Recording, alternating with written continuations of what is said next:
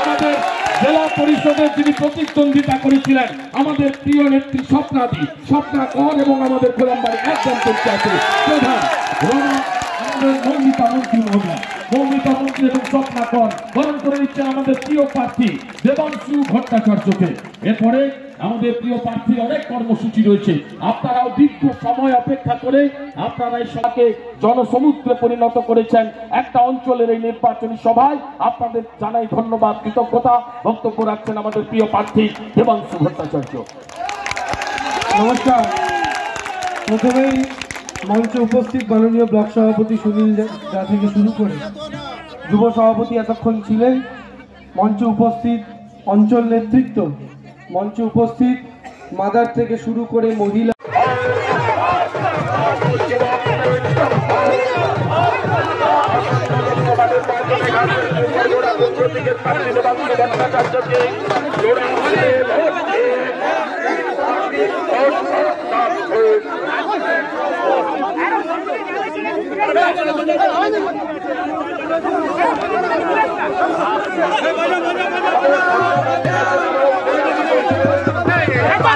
Hey,